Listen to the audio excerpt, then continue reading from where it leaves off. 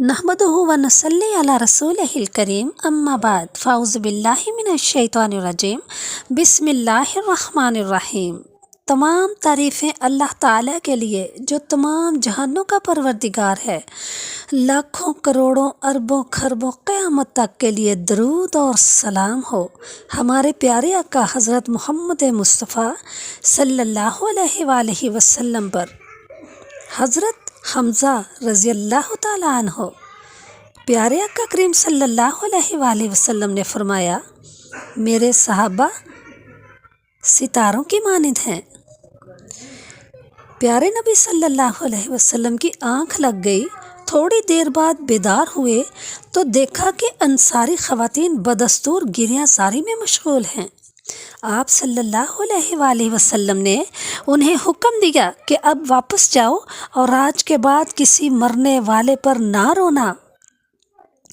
हज़रत हमज़ा रज़ियल्लाहु ताला अन्हो ने अपनी ज़िंदगी में कई शादियाँ की। ज़िक़त सन 7 हिजरी में रहमत आलम सल्लल्लाहु अलैहि वसल्लम उम्रा के लिए मक्का मुअज़्ज़मा तशरीफ़ ले गए।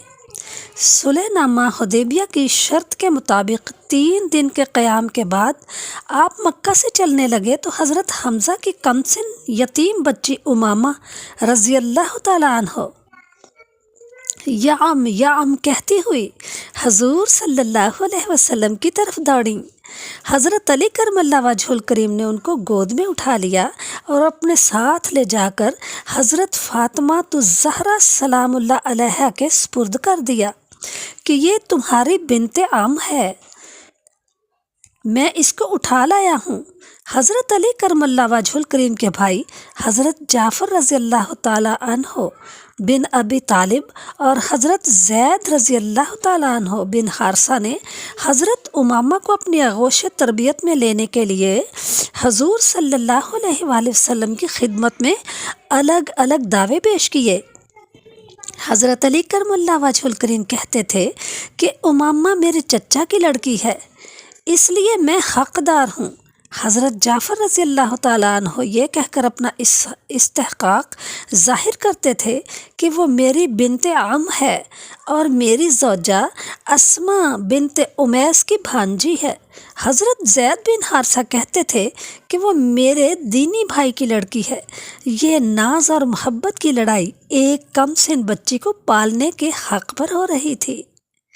सरकारे दो आलम सल्लल्लाहु अलैहि वसल्लम ने इसका फ़ैसला हज़रत जाफ़र रज़ियल्लाहु ताला अन्हो के हक़ में सादिर फरमाया, क्योंकि उनकी ज़ौजा अस्मा बिनते उमैस हज़रत उमामा की हकीकी खाला थीं और खाला बमंज़िले माँ के होती हैं। सैयदना हज़रत हमज़ा की ज़िंदगी इखलाक, गैरतमंदी, शुजाअत, जानबाजी, बेखौफी, सिलाए रहमी, हुब्बे रसूल सल्लल्लाहु अलैहि वसल्लम और शौक़ जहाद सबसे इबारत थी। मौलाना रूम ने मसनवी में लिखा है कि हज़रत हमज़ा रज़ियल्लाहु ताला अन्हो जवानी में हमेशा ज़िरा पहन कर लड़ा करते थे, लेकिन बाद शबाब सादत अंदोज़े इस्लाम हुए तो ज़िरा पहनना बिल्कुल तर्क कर दिया और लड़ाइयों में इस तरह शरीक होने लगे कि सीना सामने से खुला होता और दोनों हाथों से तलवार चला रहे होते।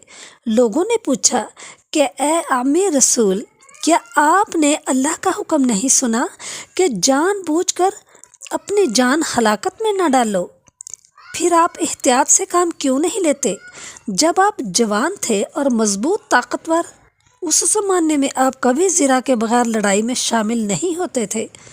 हज़रत हमज़ा रज़ियल्लाहु ताला अन्हो ने उनकी बातें सुनकर फरमाया कि जब मैं जवान था तो समझता था कि मौत इंसान को इस दुनिया के ऐश व आराम से महरूम कर देती है, इसलिए क्यों खामखा मौत की जानिब रग़बत करूं। लेकिन इस्लाम कबूल करने के बाद रसूल अकरम सल्लल्लाहु अलैहि वसल्लम के फैज़ान से मेरे ख़यालात बदल गए।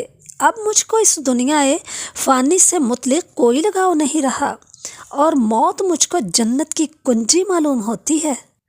ज़िरा तो वो पहने जिसके लिए मौत कोई दहशतनाक चीज़ हो। जिसको तुम मौत कहते हो वो मेरे लिए अबदी ज़िंदगी है। طبقات ابن سعد میں روایت ہے کہ ایک مرتبہ حضرت حمزہ رضی اللہ تعالیٰ عنہ نے حضور صلی اللہ علیہ وسلم سے درخواست کی کہ آپ مجھے جبرائیل امین کو ان کی اصلی صورت میں دکھا دیجئے۔ پیارے نبی نے فرمایا، چچا جان، آپ میں اتنی طاقت نہیں کہ جبریل کو اصلی صورت میں دیکھ سکے، لیکن حضرت حمزہ نے انہیں دیکھنے پر اصرار کیا۔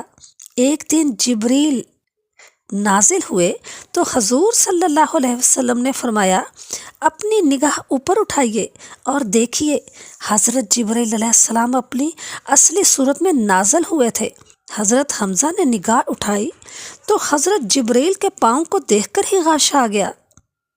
امام حاکم رحمۃ اللہ علیہ نے مستدرک میں حضرت عبداللہ بن عباس سے روایت کی ہے کہ رسول اللہ صلی اللہ علیہ وآلہ وسلم نے فرمایا، میں گزشتہ رات جنت میں داخل ہوا تو دیکھا کہ جعفر ملائکہ کے ساتھ اڑ رہے ہیں اور حمزہ ایک تخت کے اوپر تکیہ لگائے بیٹھے ہیں۔ سبحان اللہ۔